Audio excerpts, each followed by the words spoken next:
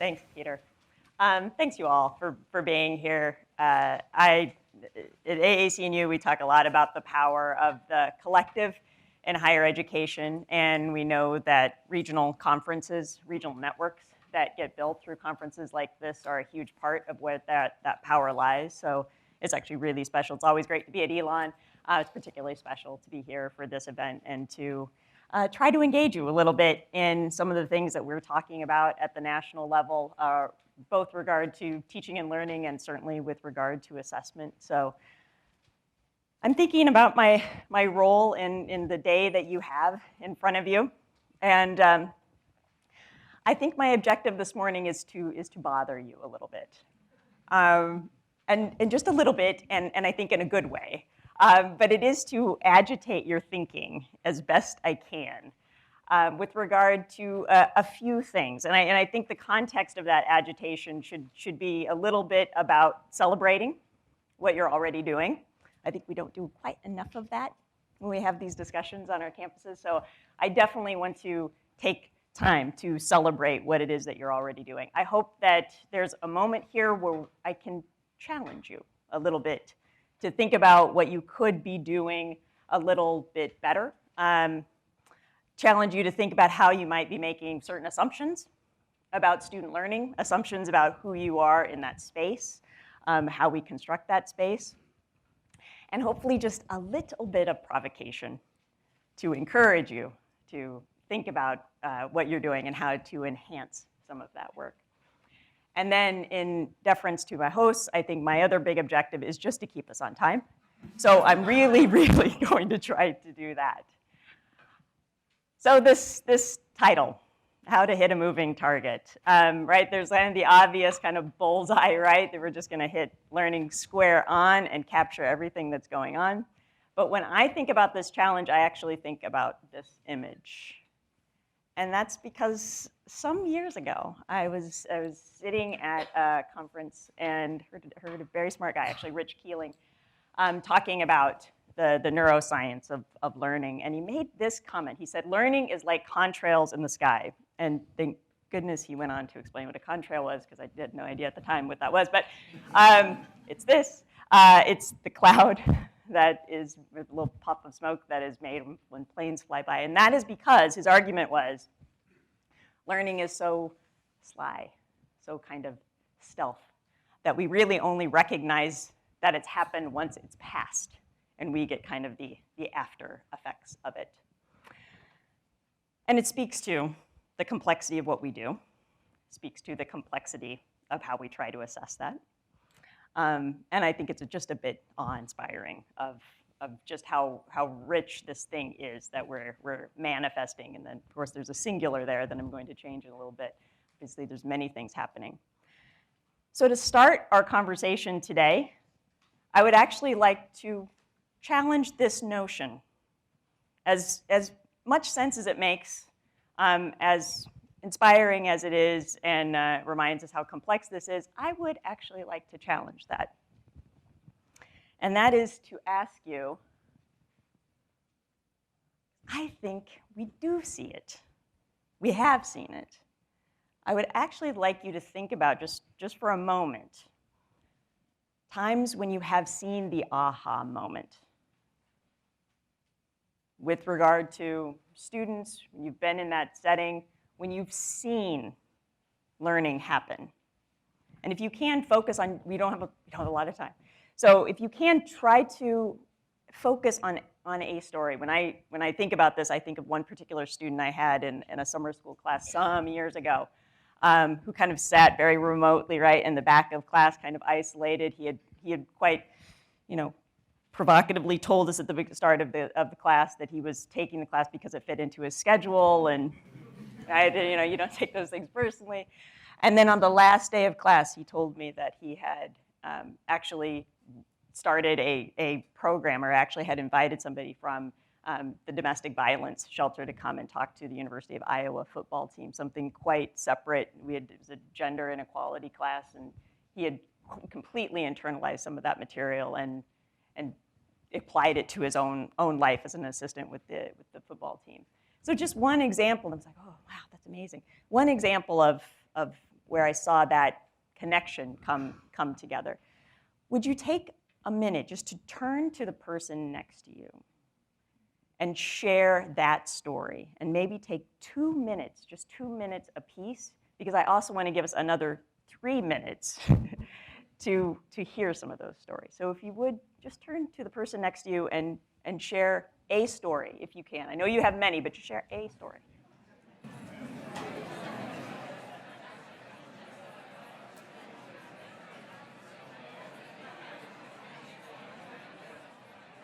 This is what assessment should do. These are the things that assessment should be capturing. I'm not going to say that's easy, but this is the meaning behind what it is that we're talking about when we talk about meaningful assessment of student learning. And it's about some of it's about some of the ways in which you're talking about students making those connections, but it's also about assessing the things that students are doing, the things that's producing the learning. And of course, so I've thought a lot about this notion of how do we see learning? How do we actually begin to capture it? And the fact of the matter is, learning happens in all sorts of spaces where we'll see it. We might be aware of it. We might be, I kind of say, be privy to the aha moment. But of course, this great story relates to the fact that they are going to walk away. And there's all these places where those connections are going to be made, and we're never going to see it. And we can hope that they'll tell us later. We can hope that we've magically set up an assignment that's a reflection assignment. They will have told us about it.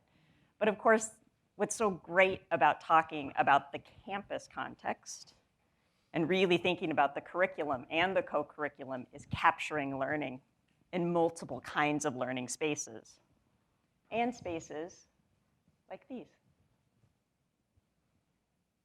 where they might be interacting virtually, where they might provoke each other's learning in a virtual space, something like a thread, a chat line, a chat room like this, a blog, where students might reveal some of those stories, something like an e-portfolio, where they can express it in different ways. Maybe parts of that portfolio are public. Okay. So then the question is, so what is the it? And I mentioned at the beginning that I was talking sort of in singular, this thing called learning. But of course, there's multiple things happening in those spaces. And if you think about it, and I hope even just kind of lifting up some of those stories right at the beginning of the day will allow that to stick in your mind, hopefully kind of tie on to other kinds of stories that you have. And as you interrogate those moments, to think about what was really happening in those moments. What was it that you were seeing? What were the connections? Did anybody relate, did anybody relate a super fascinating aha moment from a multiple choice test? And I had a hunch, but I didn't want to assume. And nothing against multiple choice, they have a place. But the real nudge, the real provocation when we really get interested in learning is to think about those sort of meta level skills, those kinds of connections that are really being made, not just to the material in terms of memorizing the material, in terms of responding to something simple, but the construction of new knowledge from the receipt of knowledge. That's what's so impressive to us, is when they magically go off on their own and they make sense of it, right? So at AACU, we have talked with, well, some years ago actually, we did a survey of our member institutions. So there's about 1,300 or so member institutions that we work with. And we actually asked them, what sort of learning outcomes do you have stated at your institution? Actually, we asked first, do you have learning outcomes stated? And the vast majority said yes. Someone like 80-some% said yes. The follow-up question was, do people know about these learning outcomes? And the percentage drops a little bit from that.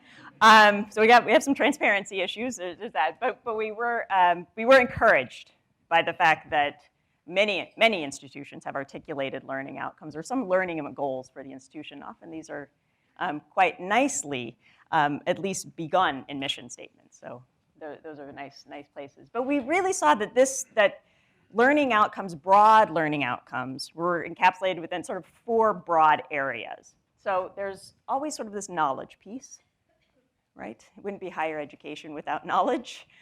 There is that, and we really think of this as disciplinary or content areas. But if you look at your mission statements, if you look at your strategic plans, if you look at the learning goals you've already got, you'll quickly see that it goes beyond knowledge. And it's precisely because of the stories that you were talking about and that you shared with each other. There's something that we're doing with the content, something that we're doing with the knowledge. And these get into intellectual and practical skills.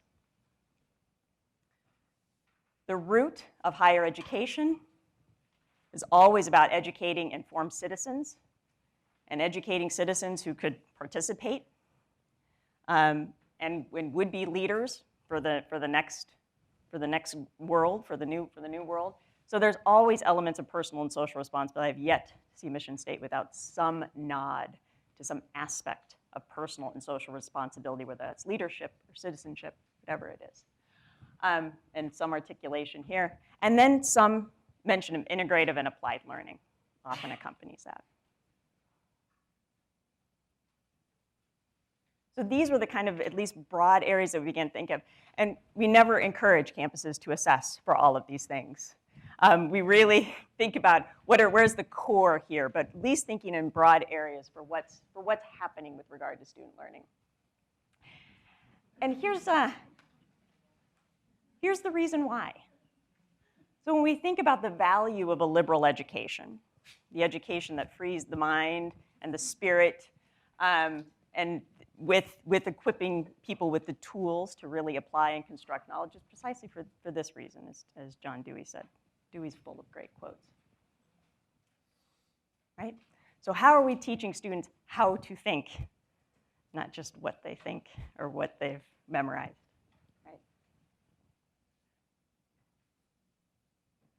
right?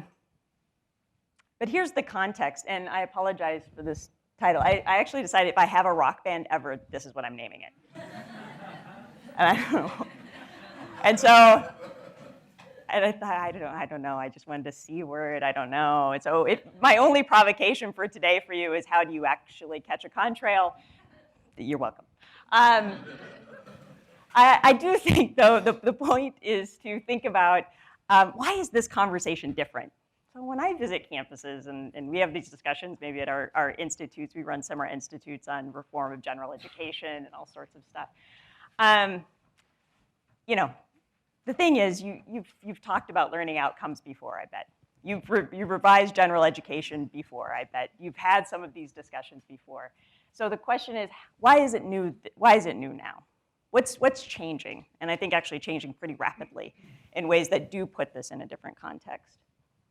And we really talk about this new 21st century narrative around learning. What's changing now that's putting all of this in an entirely different kind of context? And some of I mean, you know all of these, but I do think it's worth kind of putting them in a space to lift up what's happening, but also I think a little to even celebrate in some ways what's happening.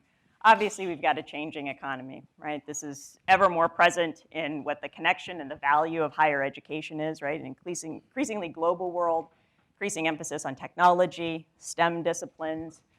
This has changed and impacted in many ways the ways in which we're structuring our curricula, the ways in which we're motivating students to seek certain experiences. Certainly, that's a big part of it. Need I say more about this? Right, the ever-impending sort of resource decline, the challenge to make changes and to do more with less, right? So decreasing and state funding, increasing tuition. It's had a huge impact. It's had a huge impact everywhere, but it is the context of in which we're doing some of these things. The changing nature of jobs. What exactly are we educating students for? What exactly are we educating them to do? And we've talked a lot to employers to get some of those answers. We have some interesting data of how they've supported the very same goals that we've heard from member institutions and I've lifted up some of those intellectual and practical skills. The one thing, maybe the one thing I'll share with you, specific example, is we had a webinar several months ago with a panel of employers in 2 different states, Wisconsin and California. And we had an employer who was an executive at Harley-Davidson in Wisconsin, whose employers are very articulate. And she said that the jobs are changing so rapidly. The kinds of skills that students need need to be so highly transferable that they've actually considered not posting job descriptions, because by the time they hire for the job responsibilities have probably already changed. That's fast. That's fast. So how do we equip students with skills where they're flexible enough, malleable enough to enter all kinds of different work environments? How do we equip them with the critical thinking skills or the problem solving skills, the teamwork skills? Kinds of things employers say over and over again. How do we equip them to be able to work with people not like them and who don't come from backgrounds like they do? All sorts of really interesting things that are not job specific but are so helpful at the same time. So we know that we're really living in that world. And then of course we have all these kinds of, if I think of this as kind of the outside world and those changes, I'm thinking about what's happening inside higher education. And this is by no means a definitive or exhaustive list. But a few of the things, right, that quickly rise to the top is tensions around accountability. And I do want to emphasize in just putting this word up there that I really am talking about accountability to ourselves. If we are accountable to ourselves, we will have been accountable to everybody else. I've looked at what the accreditors say. I've worked with those accreditors. We are talking about learning outcomes. We are talking about assessing the things that we do in order that we may improve this thing that we're doing. I do think we are talking about ever more about how are we accountable to ourselves in what we're doing for students in the environments we're creating. Changing composition of this thing we call the academy. Our students are changing. We have a new majority of students. We have ever increasing populations of students who will be first generation from underserved populations. The exact students that we need to think about support services and how we're actually facilitating learning in all kinds of different environments, making sure we have all of those learning experiences accessible for everyone. These will become increasingly important. The majority of students, about 2/3 of students, will finish at an institution they did not start at. Transfer is a huge issue, a huge part of the changing the changing composition of the academy. We've got 1 million faculty who are in adjunct positions or visiting positions, non-tenure lined positions. Some 80% of students will not study in the liberal arts. These are different things. And that does not mean that higher education is broken. It means it's shifting, and probably in really powerful ways in which we could capitalize, ways in which we need to rethink and think more deeply about the things that we're doing. Because I think at the very same moment all of these things are happening, we know more than ever about how students might be learning and how that learning is affecting all kinds of students, all kinds of backgrounds, all different sorts of influences, the ways in which we can engage them in different ways to explore and exploit the learning in different contexts. So that's what I actually want to celebrate a little bit today, because this is, I think, our link to really taking advantage and harnessing what's happening in this new world.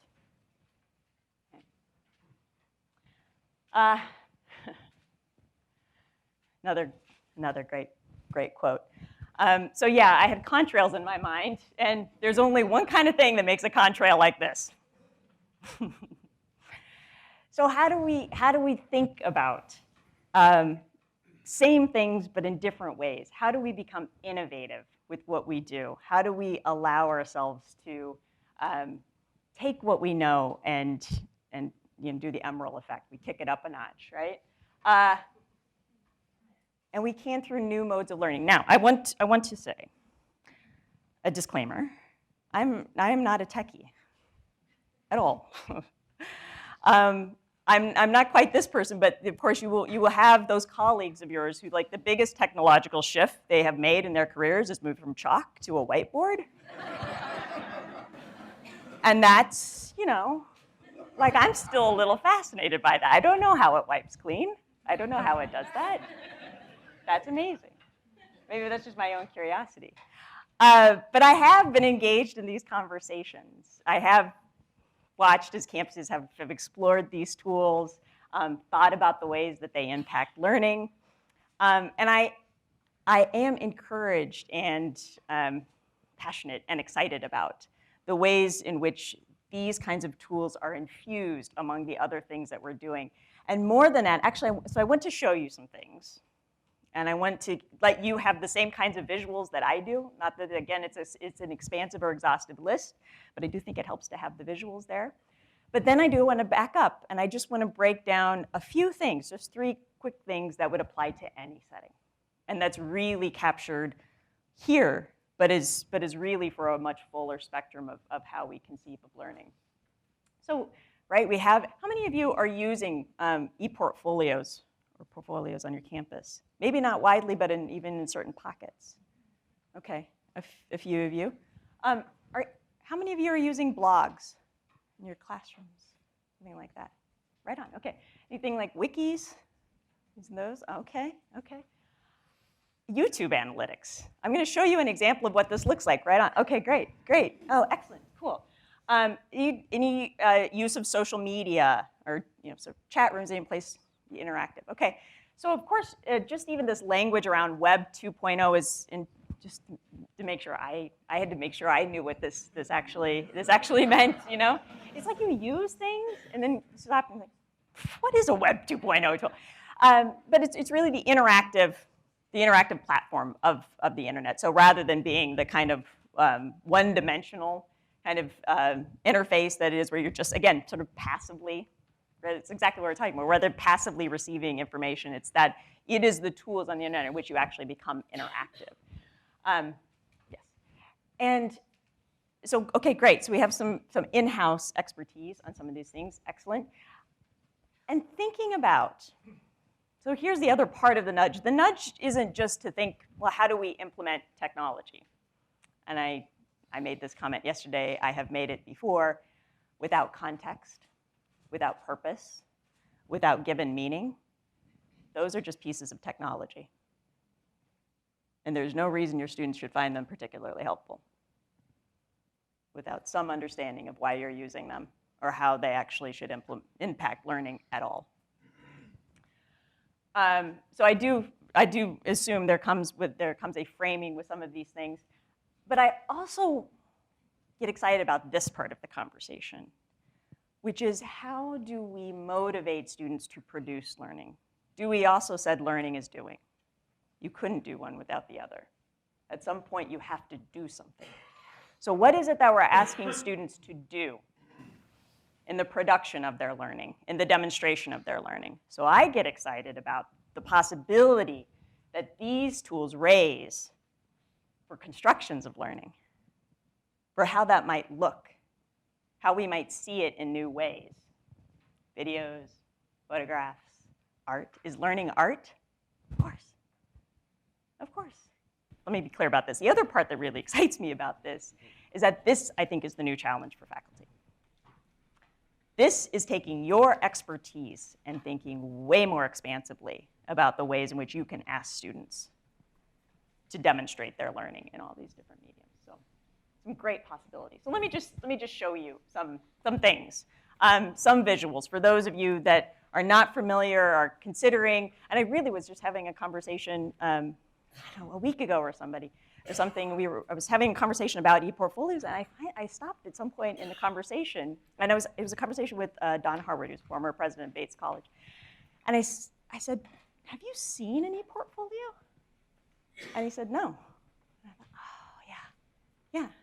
Just having the visual helps. 3 basic functionalities or functions of portfolios can be for learning, assessment, and career. Very, very basic. And certainly not mutually exclusive. We use certainly for both of those things, but again, without meaning, without intent, just a piece of technology. Here's one example. Georgetown University is a student reflecting on his trip to Egypt. I'm not going to put these on. You'll have the slides to look at later. but a space, again, for students to reflect on the experience, to talk about the experience. Show you another one from the University of Michigan. I've chosen these kind of for particular reasons. The last one is sort of basic, but beginning to see ways in which students can categorize, can organize their learning in particular ways. So you have the student just introducing himself, right? And then you've got this another section of the portfolio where it's actually a statement about goals. How often do we ask students to state their goals and to articulate those for us? How often do we ask them to go back, reflect on them, think about how they've changed, how they've been modified over time?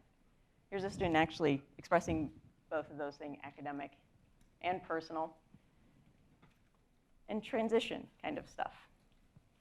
Thinking about where his life is fitting into a new context, how he's moving forward, reflecting on past experiences, what even background or context is being brought into the learning space. So some very sort of personal reflection happening in this portfolio.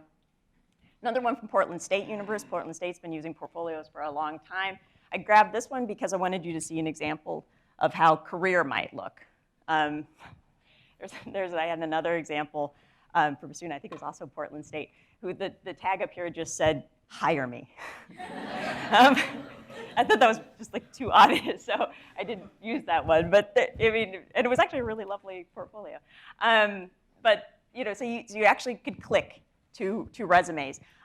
Also ways in which students can talk about their learning skills and then ask employers to look at an artifact, and actually post an example of what that learning skill looks like as they're talking about it in their resume.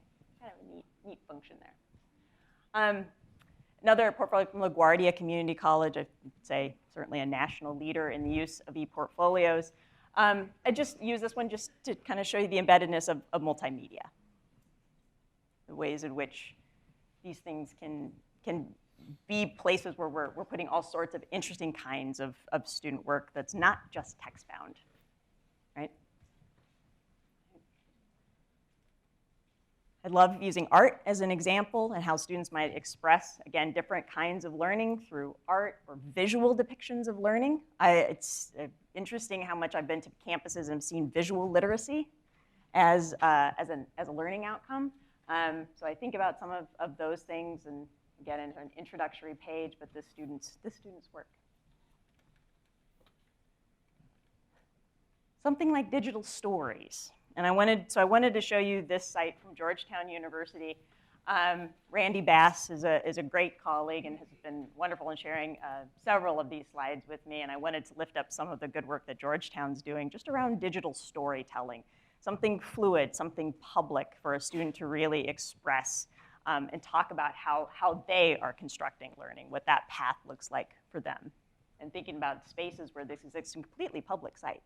Students understand that this is a public forum in which the learning is going out there. So, but again, an interesting kind of medium to think about.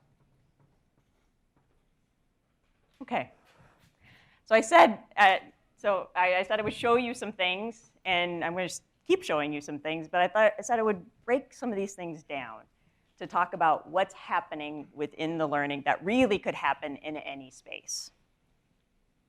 There's no reason that a lecture, for example, can't be what we might call a high-impact practice. It just doesn't happen to be because we don't have those kinds of things embedded within it.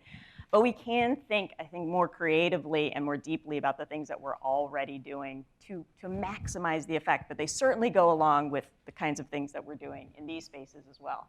So 3 things, right? 3 R's, reflection, rubrics, and recognition. I'll get to that recognition piece in a moment. But I did really want to spend a chunk of some of our time, attentive to that, just talking a little bit about the role of reflection and how that works. When we talk about the kinds of constructions of learning, and even as you've seen them, whether we think about the multimedia piece, or we think about the art piece, music, when we think about group projects that you've seen in your classrooms, and the culmination of the presentation, right? That kind of group work. Here's the interesting thing about some of those products. They're great at encapsulating learning. They bind it up. They're not good at delineating learning. Oftentimes the thing to think about when we're seeing these final productions of student work, so you think back to the drawing that you had, that you saw there, for example, the construction of the e-portfolio, for example. The learning has actually happened in the process of that piece. Just having this conversation yesterday with some faculty here at Elon, talking about performance pieces, stage productions, student productions of work. The learning has actually been in every bit of decision-making along the way. How will you capture that? How will you reflect how those connections happened? So I wanted to just take a minute and a little longer than that to just talk about what the role of reflection is here. Ways in which, how many of you are using some like reflection papers or something in your courses? Okay, great, exactly.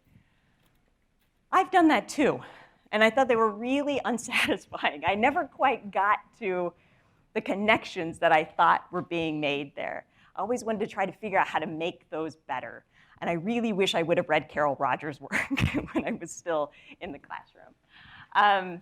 And a little bit more about Dewey for sure. But thinking about how we intentionally break down the reflection process to allow that meaning making, that's Dewey's term, but how we allow that meaning making to occur. It is the thread that makes continuity of learning possible so that it doesn't become isolated in particular moments. Students are able to kind of have that memory of their own learning. And I just want to say something about this particular piece. If you go find this, and I hope you do, and obviously Rogers has written many things, but this particular one is actually about your reflection in the classroom. It's actually about you reflecting on student learning in ways that allow you to better capture it and understand what's happening in their learning. So a sneaky piece in that way. It's not actually about student reflection, it's about your reflection as a teacher. Is it all right to ask questions now, or we should wait?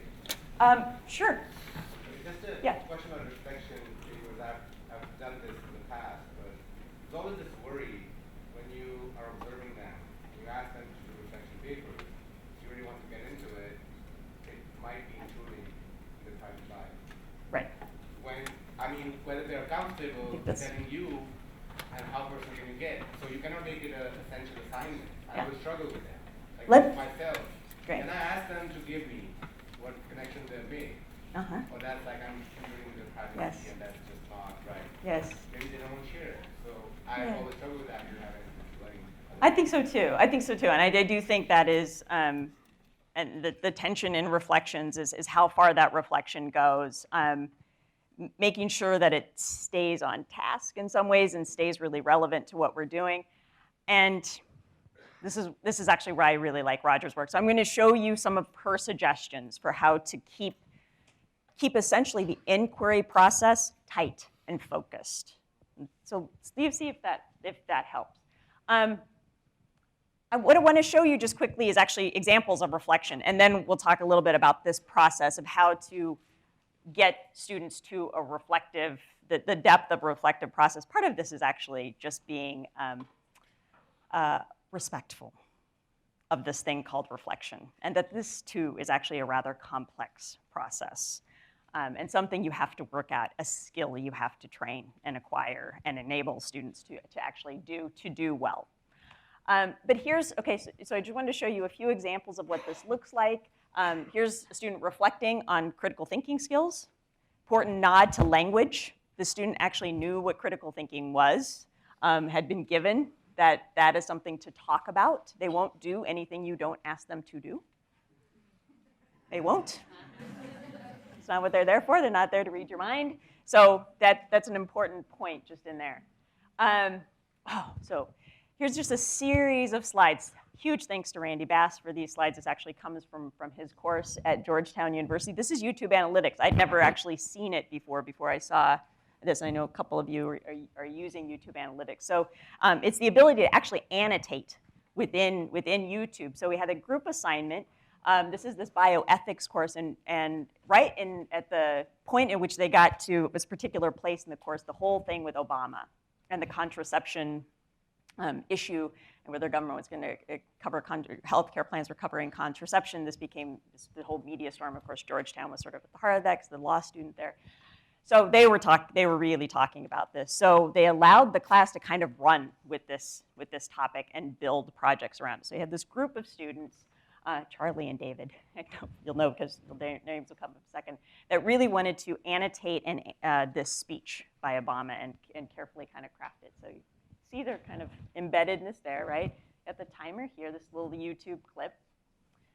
They use colors to talk about the ways in which they're annotating it, certain highlighted ways where they're making particular points, or they're asking questions to each other, or they're citing references, certain citations. They have these different places where they've marked this. To show you a couple examples of this, right? Very cool, very interesting. Group project, right? They're coming together to do this stuff, and like the product here is pretty impressive, and you can stream this and kind of see it all go. It's neat. I didn't want to test the technology people and actually stream. So I knew, like, I already turned the thing off. So I knew if I tried to do like moving images, it was like, no. Still images are fine. Okay, here's the best thing about this, though. It's this. It's the students talking to each other. It's the students actually developing and collaborating on the script for where they were making those decisions. So Charlie and David, I talked to Professor Bass at the end of class, relating information to each other about the guidance that they were getting from those conversations in class, and how would they begin to put that in place. And then they also had this kind of, again, running kind of dialogue about where they were going to embed things, and the questions that would come up. I don't know, I can't tell you the full context for how this came up, but I know that moment, the students beginning to think, this doesn't quite, is this a complication? How do we work through this? What issue does this raise? Beginning to capture, having some space to capture those things, but to really gather where the learning is happening. I wanted to show you another example, again, of an art space, a gallery space. This is just a close-up of this student's work, but accompanied with that is her reflection on what those things meant to her, the ways in which she was specifically and intentionally constructing those things to represent the learning. So, thinking about reflection as a cycle, as a process, and I won't go into too much depth in here, but again, maybe provoke you to learn a bit more, to explore a little bit more. So Rogers has this notion that, theory really, that learning starts in being able to see and actually identifying what's happening within the context. So actually thinking about how do we learn to be present in the situation. So that starts, and it really just this initial phase of beginning to identify what's happening in the context of that space, of existing there. Taking time to identify the details of it without making any sort of implications or interpretations or explanations for why those things exist, but just beginning to what she calls diagnose the situation. If you think what it would take to do diagnostic, just looking, just surveying, right? Okay, that's like step one. She says this, you can move backwards and forwards here, and most particularly between these two things, but she does say it usually starts at this kind of seeing process. And then moves to description of the experience. Where do you begin to see the details? Here's again, what's key is so not just the superficial details, so you might have the immediate kind of descriptors, but then the opportunity to think, how can you be challenged to see the other details? So think about describing something. Think about describing an experience to someone, and then having them say, but how many times did this happen to you? But didn't you see that? Didn't you see this? What about that? And challenging yourself to see all the details, the rest of it, to really have as full of a picture. And think about how each of these things takes time. Analysis of the experience. Then beginning, this is construction. This is meaning making. is what Dewey would say. These are beginning to put those details together in ways in which you now are interpreting it, the construction. Putting those together, and again, it's what I really appreciate about Roger's work. She's always got these challenges in there. And then coming up with that construction, and then challenging yourself, or challenging the learner to entertain the alternate viewpoint. Explain it a different way. What else could be accounting for this? Why else might this be? Think about a study abroad situation in which a student is doing each of these things, allowing themselves to diagnose, to survey, then beginning to describe and understand the details, all the details, then coming up with their explanation, their own interpretation of what's happening, but then being challenged to understand that interpretation from somebody else's point of view, a native who lives there. Somebody else that's not a foreign situation to, and how much all of the details and all of that explanation can change in just that alternate viewpoint. And then the experimentation, the movement to intelligent action. What will you do with it? What is the next step? This to me is the production of the thing that you're looking at. This becomes that output. This becomes putting everything into action and doing something with it, whether that's writing the paper, making the artwork, doing something. And that's why the learning to see happens again, because then you're reflecting back on the thing that you created, the action you took, the step you made. So does this, not for every assignment, not for every part of our courses, not for everything we do, but having those moments where we can take time to be appreciative of how the depth of what this is and the depth of what it takes to do it well. I want to show you one other thing. There's a lot of text here, a little bit more than I wanted to, but Randy, this is Randy's good thinking on reflection, and I couldn't find one here to cut out. So just quickly, thinking about reflection and how it connects to the work that you've asked students to do. And when you've actually connected and given them a space in which to demonstrate the work, making sure that the reflection does connect to that, so it's not, they're not off-roading here. But making sure you're keeping it tied there. Pressing, just in the example that I just gave in Roger's work, the pressing to go deeper, the pressing to keep digging. Had this conversation yesterday, Nina, about pressing students to keep, okay, that's good. Let's go a little bit deeper here. Tie the reflection back to the learning goals of the course. That assumes you have learning goals for the course. Hopefully you do. And hopefully students understand that you have learning goals for the course. So that's the spell of the reflection is all about them. That the purpose of reflection, too, is to reflect on how other people might view the situation, what else is happening in the situation. It's not entirely about their personal transformation and growth. I love this line, that reflection is disciplinary. It is scholarly. It is about using the language of our disciplines and rooting that within reflection, and we should prompt students to use that language. Language is powerful, so how do we get them to start using those things? Show them what works. Show them these examples. Show them the power of what that reflection cycle should be. Incorporate their own feedback. Listen to how they're experiencing that reflective exercise so that you can modify.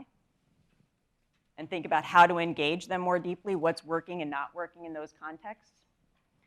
And then again, not allowing reflection to exist in those isolated spaces and just those experiences, but it is connected to, again, sort of larger goals of the course, but in a much larger trajectory of what they're doing, of what they're supposed to be learning and how that's intended to be framed more largely. Sure, okay, just a couple more things. We're going to get to this handout that you have in a second. So here's the problem with learning. It doesn't look like this. It looks like this. Students are learning in different ways. They're learning in different contexts and settings, and most importantly, there's a lot going on in one experience. There's a lot going on at any one time. So how do you, if you begin to think of these contrails as outcomes, how do you begin to separate? How do you begin to isolate in meaningful ways that allow them, just like a reflection cycle, allow them to improve, allow them to grow? And I think the first step, for sure, definitely, is articulation, is having some concept of what you mean. So when you're imparting that language and the power of how that language can transcend for students and being able to make kinds of applications, is equipping them with as clear of an idea as you have about what critical thinking means, what civic capacities mean, what intercultural competence means, problem solving means. And I've thought a lot about this. And we wouldn't dare say or leave the greatness of what it takes to be a great basketball player as one skill. It's many, many things, many, many kinds of articulation. And actually not many, many. I mean, you probably have like a core set of like 5 things. If you did these things really, really well, you'd be like Michael Jordan. And all your problems would be solved. Like really, they would be solved. But I don't think it prompts us to think, okay, so when we talk about, great might be a little overstated, but when we talk about what's great writing, what's good writing, what is it? It's not just one thing. It's not just that you spelled everything correctly. It's not just that you know how to use a semicolon. Don't get me started. But it's many things, right? So how are we being articulate about what those things are? And this is my 12-year-old inner child. I was like, rubrics with an exclamation point. Yes. This is what rubrics can help us to do. And at AACU, we had some funding from the Department of Education, from the Fund for Improvement of Secondary Education, to work with faculty across the country to develop 15 rubrics that are shared articulations of what these things mean. It actually was a response to the Spellings Commission report. That was an increased nod to accountability in higher education. There was a feeling that there might be an increased nod to standardized testing in higher education. And the rebuttal, this was sort of a proof of concept project to say that actually we think the rebuttal is that faculty have a pretty good idea of what we're talking about in higher education, and we can be accountable using our own language and our own standards of expectations for learning. So groups of faculty were gathered nationally, worked in 15 teams from all kinds of institutions, all kinds of disciplines, and created these rubrics, one of which, and so these are all, what you see here underneath, there are no content area rubrics. We think faculty are pretty good at assessing content. I mean, great. That's why we made grading. But we think we need more help with some of the other ones. The articulation's harder there. So we wanted to create some ways for faculty to see those. And so what you have in front of you is just one of those 15. They're all available online, free, easily download them. So what you have, and the reason you have a hard copy is so you don't try to read this. And there's a lot to say about these rubrics, a lot to say about the rubric that you have in front of you. I just want to make a couple points because I really want to make sure that I leave the last few minutes here for your comments. It's really points about articulation. That when faculty created these, and actually there were non-faculty on these teams, so some people from student affairs, some institutional researchers contributed, some national assessment people actually contributed as well. But they thought it was important to have framing language. There was not just a definition of the outcome, but also the definition in context. I think of it as like the definition in action. Many of the rubrics, not all, but many of the rubrics have glossaries. Faculty thought students probably need some extra help. Students were meant to see these. They were intended to be shown to students. And we should have some further articulation of what's happening. So the glossaries were there. And then here, and again, I could say much more about the structure, but really I just want to point to levels of articulation. These are developmental rubrics. So in the benchmark column, that was faculty articulating, this is how students come to us. This is where we're seeing the basic level of work or complexity of thought with regard to this skill.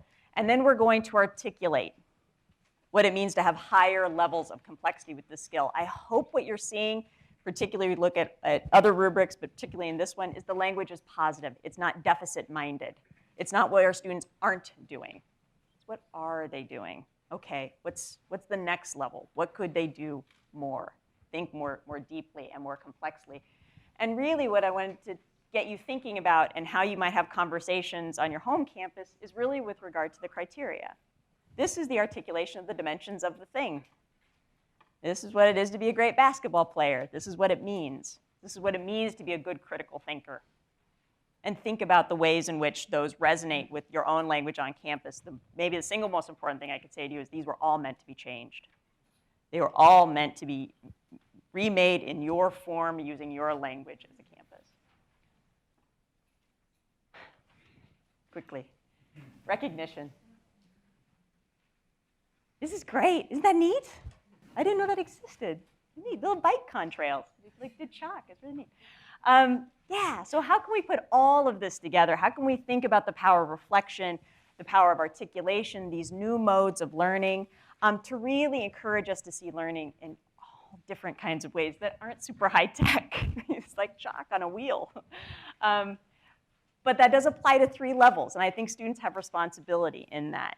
And so how are we encouraging students to recognize their own learning, to be part of the reflection process and their own self-assessment?